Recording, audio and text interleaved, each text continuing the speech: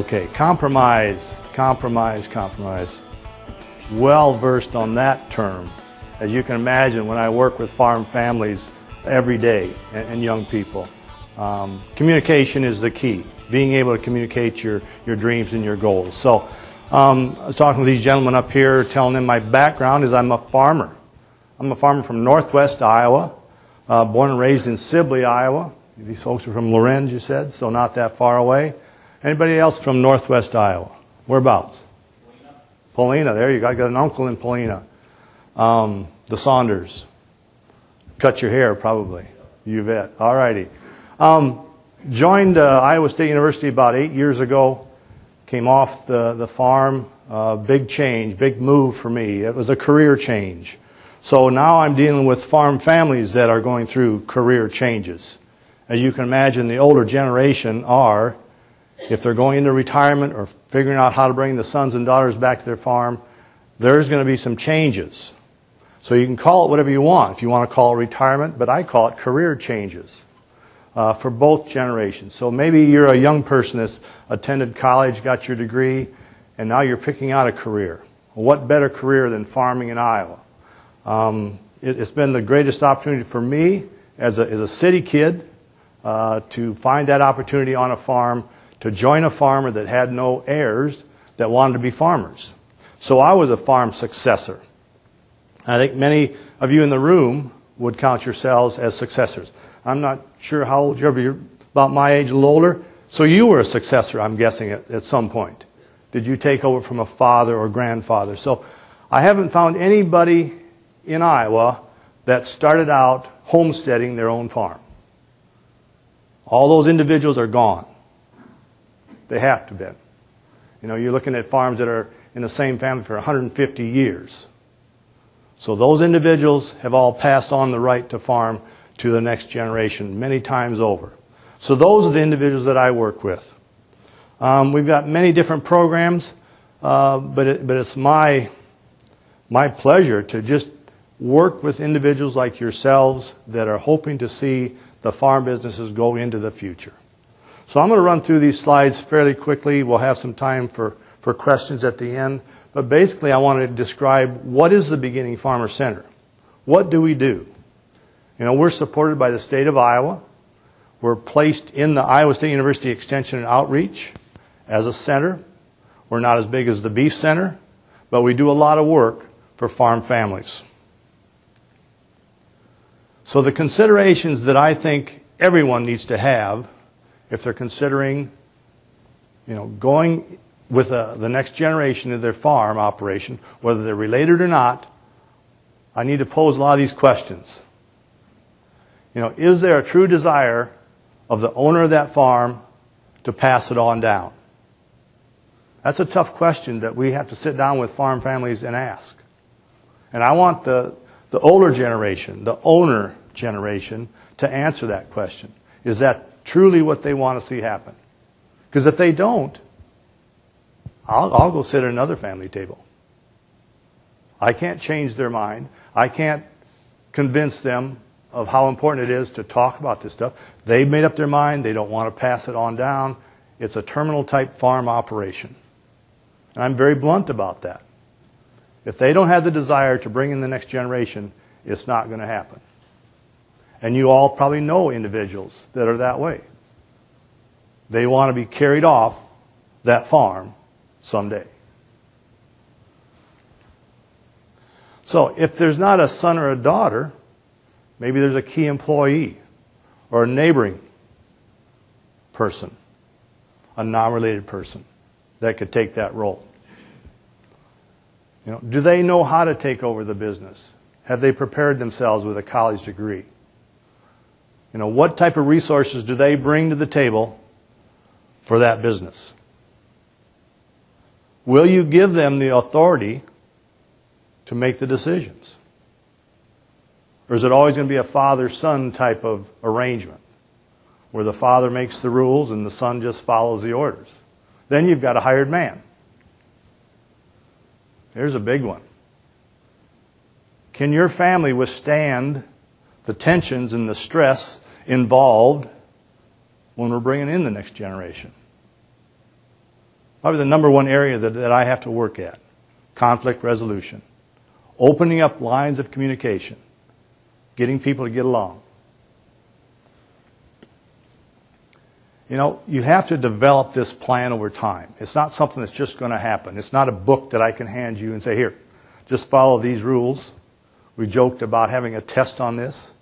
Every family is different. Every situation is different as far as what they'll have to do to accomplish a true, successful succession plan. We talked about transferring that management. You know, the financing is one thing. How do we get young people financed? You know, we've got great programs here in Iowa with the Iowa Ag Finance Division of the Iowa Finance Authority. We've got the FSA, which is part of USDA, beginning farmer loans. We've got lenders that have special portfolios for young people to get started in farming. Farm Credit Services of America has a special division devoted just to helping young people get started. So the financing is not the issue. It's the personalities. And you're not always going to pick the right personality to work with. You have to choose to work with that type of personality. You have to choose to make it work. Okay, oftentimes I'll run into a family and work with them on a private consulting basis. And the father and mother say, well, we just expect the son or the daughter to come back and take over the farm. That's our plan. Well, have you informed them of this? Well, no, not yet. She's busy with school, so we don't really want to talk about that yet. Well, maybe she has, or he has a desire to go work for Iowa pork producers, Monsanto, Pioneer, the chemical company. Maybe that's her career goal. But she doesn't know that mom and dad are thinking about this. She's buying lunch tonight. Supper's on her. So as we work with farm families, oftentimes I develop what I consider a 5, 10, 15 program. And that's where the owner generation that's in existence right now, farming the business, set him up where he's got 1/3 of this time frame that we're putting together the succession plan to make the decisions, to have the final say. So I always say maybe the first 5 years that you're working with sons and daughters, they have, you know, the final vote. This is how we need to do it. This is what we'll do. The second 5 years, after 5 years of a trial period, those two individuals or those two families can work together to make a joint decision with even, equitable type of decision-making power. And then the last 5 years, let's allow the next generation to have more power or more say than the exiting generation. Seems to work out quite well. You don't have to put 5, 10, 15 years on it. You could put 2 years, 4 years, 6 years. I just like to see it kind of broken up where everybody understands this is how we're going to transition over time. When we have our workshops and our seminars to work with farm families, we start out by talking about what's important to you. If the farm legacy of your farm operation is so important to you that you want to see it go forward, we can build the vision of that farm off of that. If the vision is to have your farm in business 20, 30, 40 years from now, we can start working on it right today. You can never start too early planning for the future, but you can start too late. I don't know how many families I've had to work with where dad found out that he's got an illness, a disease, and it's terminal, and we've got a few months to talk it out. Next to impossible, it really is, to bring in that next generation, make sure that they're prepared and qualified to take over, and that dad and mom would feel comfortable with that next generation. You know, what kind of roles are you going to fill? Have you identified what is your job description as you join the family farm? You two guys, are you working together now, have been for a couple years? Do you actually kind of describe to each other what your roles are going to be? I mean, day to day, one of you maybe is better at marketing the grain or working with the livestock, dealing with the banker, dealing with the landlord, landladies. See, we all have our specialties, and we like to have families identify what it is that they enjoy doing? What do they feel that they're good at? And that'll be their role. Finding out what those key positions are. Okay, now we talked about the families that have the individual that wants to be carried off in the little pine box. Yeah, estate planning has an effect on the future of business, without a doubt. Touchy subject, very awkward. How does the new generation ask mom and dad, well, what is your estate plan? There's different ways to do it, different ways to ask that maybe aren't quite so uncomfortable. But we need to know what is in that estate plan that will affect that business. Because all their assets are tied up in either land or machinery or livestock.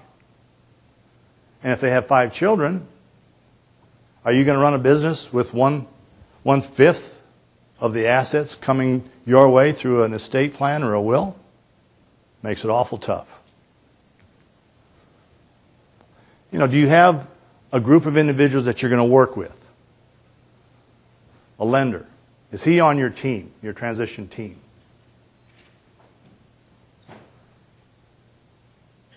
Other family members. Are they aware of the son or daughter coming back to the farm? Sit down as a family and discuss this stuff. When communication goes down, conflict goes up. When we assume things, conflict goes up. So share your ideas, share your thoughts. Try and overcome those awkward moments. What other kind of plans would you have if that doesn't work? If that son or daughter said, I guess I've changed my mind, I'm just not interested in coming back to the farm. Anybody changed their mind in the last 6 months to a year? From $8 corn down to $4 corn? Does that change your mind as far as the outlook with farming? Well, maybe if you're in dairy or hogs, cattle, maybe it's just the opposite. I guess I'm thinking we need both. We need livestock, we need grain producers. The business is going to remain pretty much the same. So, when I work with farmers, first thing we have to determine, the owner, does he want to have a succession plan or simply continue the ownership of that farm, the land, the machinery, everything, within the family? Then all he needs is an estate plan, a will. That's how his assets are going to be distributed. Pretty simple. You have to come up with your plan for an estate, deliver it to the attorney, they draft it up, it's legal, documented, done. All you need is heirs. Plenty of them out there, isn't there? Plenty of the next generation says, I want to join that family. So that's one side of the story. Those farmers, those individuals that own a business that simply want to have it divided up at the time of their death. But what do I work at? When that owner has a goal to continue that family farm business, that's when I get involved. That's when I want you to start putting together a plan, bring in other partners that can work with you on this, that are aware of what's going on. But the key is to find a successor. Because you're going to transfer the assets of the business, the management of the business, the money. How do you go about doing that? You can't do it just with a swipe of a pen. We need a business successor. Both parties need to be aware. You are the successor. This is kind of how we hope to accomplish it. You need to be flexible. Changes, will take place. How are you going to transfer that property? You have an installment sale. That's how I was able to take over my landlord's machinery and livestock, is a simple installment sale. When I purchased the land, I simply had a contract for deed. Fairly simple. It can still be done today. There's nothing changed. You could have gifts if you were within a family. Intervivalist gift. Simply through an estate plan. A lot of trusts are being developed today. A key area for a trust is to make sure that the holders of the assets of that business can continue to operate as a business. How do you have multiple siblings operating one business if some are involved and others are not? How are we going to pay that next generation?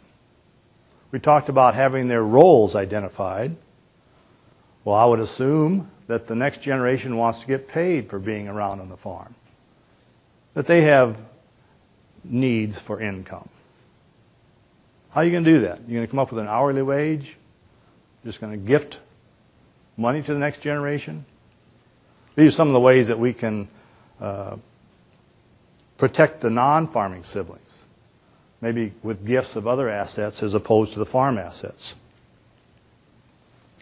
You know, lots of corporations have been established, LLPs, LLCs, simply to share the stock within that business. Makes it a little bit more visible, a little bit more, easily understood. Talked earlier about working with individuals. Find out what is that's important to them. We all have values. We all have things that are important to us. My family is very important to me. Probably one of the biggest reasons I moved down from the farm down to Des Moines, to be closer to family, grandkids. There's others that might have said, well, I can handle that from a distance, maybe travel back once or twice a year and visit the grandkids. Well, my value for my grandchildren was very strong. I made a career move. Started working for Iowa State University, basically to be closer to our children and grandchildren, who definitely were not coming back to the rural part of the state, small rural town. Their opportunities were elsewhere.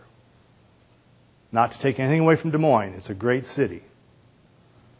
But you can imagine putting up with traffic, close housing. We lived on a farm by ourselves, had great neighbors for 35 years.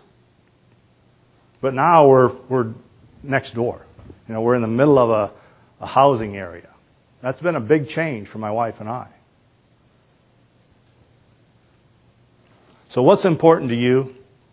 From that, I developed a vision of the future. I developed a vision of working for Iowa State University, having a career change. I could kind of take a piece of paper and draw a picture of what I saw my life like for many years, working for Iowa State. From that, I developed a mission. I set some goals. I knew I could use more education, so I went back and got my MBA. I set that as a goal. But that was just in order to accomplish a greater goal of working for a company, getting more education. So you young people that have an interest in agriculture, what's one of the first things you can do to add to your resume? Get a good education. Go to college. I mentioned I have a computerized matching service for young people to join farms that don't have successors. I would bet you 85 to 90% of those young people have four-year college degrees. So if you're graduating from high school or you're 10 years out of high school and you think that farmers today don't need a great education, you're wrong. You're competing against others that have advanced degrees in agriculture. They're out seeking these same positions on these farms that you are. How do you measure that you're reaching those goals? How did I reach the goal of an MBA without getting a diploma? I met that goal by receiving that diploma, met that objective. I wanted to own farmland at some point. That was my goal. How do you objectively measure that? Keep those in mind when you're setting goals for the future. How did I go about doing it? First thing I had to do was get involved in a farm operation. Work hard. Bring in outside income. off the farm. My wife worked off the farm. Start commingling that, putting it together with the farm business. So young people that think they can come back to the farm and just work on the farm full time, that there's plenty of income for 2 generations, 2 families, doesn't always work that way. The margins have once again been squeezed down pretty tight. So we help families come up with a strategy to make this happen. What do they need to do to make sure this is going to be successful? Lots of different activities that you can look at that as you enter farming will take place. I mentioned taking an inventory of your assets, what skills you have. What are you bringing to the table? Are you bringing a college degree in agronomy? Crops? Lots of different areas to get a degree that are involved on the farm. Maybe it's mechanical engineering. Look at the state of Iowa, how many engineers have developed their own business on the farm, manufacturing something. All the major farm implement agencies started with somebody that said, this is kind of my part-time hobby. I'm going to develop Hagie sprayers, what have you. They started out with really nothing and built it into a great business. Estate planning is part of this process. Financial analysis. What does that farm business have as far as assets, and what does it generate as far as returns? Has a great effect on what that next generation can expect and budget for. So those are simply just some activities that we kind of jot down there for you guys to start thinking about. This is what you'll be working at in farm succession. Now this is a very busy slide, and John Baker, my associate, just loves it. I detest it. I think it's just too much reading. But what I want you to look at, if I got a pointer here, is the owner generation and successor generation. They're identical. Both generations have to accomplish the same task as far as determining what are things that are important to them on down the line. Both generations will have the same thing to be able to come up with a business plan. You can just divide it up more and more is all that means. It doesn't have to be complex, but it needs communication. You have to be able to do this all at the same time. In the introduction, we talked about how to get funding for the next generation. And I do work closely with the Iowa Finance Authority, with the beginning farmer loans that we have in Iowa, as well as the beginning farmer tax credits. Now, farmers kind of came up with those ideas. The Beginning Farmer Center specialists tweaked the ideas, worked with individuals like Steve Ferguson, Jameson, just trying to come up with a tax credit that we will give as an incentive for the older generation to start turning over some of these farm businesses to a new generation. That's where that stuff comes from research, from surveys, from ideas that you folks give to us. Any questions on the tax credit? I've got a few minutes. I can answer questions as far as what's available today if you're renting or leasing to a qualified beginning farmer. No questions? Anybody used it? Can you just let us know what it is? Okay. The Iowa Finance Authority has an ag division, and they have a booth out here today. They are the ones that administer the program. What I want to inform you of is if you approach a landlord or a landlady, find out if you qualify for that tax credit that they will receive on their state taxes. So if you rent land or livestock, any livestock facility, you could rent breeding livestock. Okay, you can earn that state tax credit for them. It's 7% on a crop share lease, or 17% on a crop share lease, 7% on a cash rent. The reason we increase the amount for a crop share lease is because what? It reduces the risk to that next generation, the new generation, the younger people. So we want to try and inspire that older generation to consider a crop share type of lease. Kind of offset some of that risk. So remember that 7% for a cash rent type of lease, 17%. We now have a 1% tax credit for veterans. If you're renting or leasing to a veteran, that landlord, landlady can get another 1% for that first year. Has to be a minimum of a 2-year lease up to a maximum of 5. The tax credit can be carried forward into subsequent years if you don't use it up in that first, second year. You can renew it after the term of that lease if you still qualify. I think the maximum net worth of that program is $600 and some thousand. Do you consider that a young person, a new farmer? They've given you a lot of room there for the next generation. But these are the ways that I put together a financing plan for a young person. Start out with the beginning farmer type loans and approach the private lender. They're going to be involved. You're going to have operating money to work with. They'll be on your team. Farm Credit Services. They have a special division just for working with new young people. How about if the owner of that asset finances you? I mentioned that's how I was able to do it. They still had the collateral. It was right there. It could be monitored very easily. How about self-financing? How many funds are you bringing back to the farm?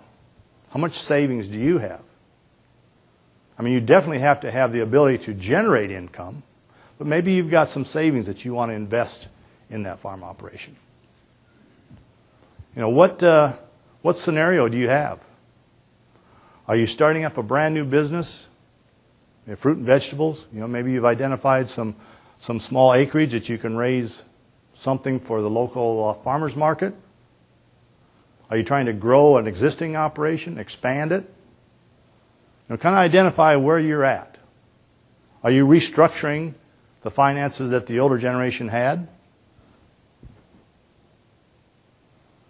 See, that all takes place at the same time that mom and dad are thinking about slowly backing away. But does their need for income stop when they retire? I doubt it. So I mentioned that all their assets are tied up in this farm operation. How do they pull those assets out for living expenses, for retirement type of expenses? The 5 C's of credit. Become very familiar with this because this is what your lender, this is what anyone that's going to help you finance that farm wants to know. Do you have the capacity in that farm operation to generate the income, to pay back the loan? You know, what kind of capital do you start out with? That can be machinery. Collateral. What do you have for collateral for a loan? The conditions. What's it like right now? If you want to start farming 1,000 acres of corn and soybeans, you're going to go out and rent some farm ground. You're going to enter the bidding process. How are you going to do that? You're bidding against other large producers that have deeper pocketbooks, can spread that cost per acre over a larger amount of acres. So those are the conditions that the lender is looking at for you, the young person, and your character. They judge you on your character yet, your honesty, your participation in community events. Are you a volunteer? What does your wife do? What does your spouse do? So simply just don't be afraid to ask questions. You know, call me up if you've got something that you're just not sure about. Maybe we can identify a good, solid answer for you.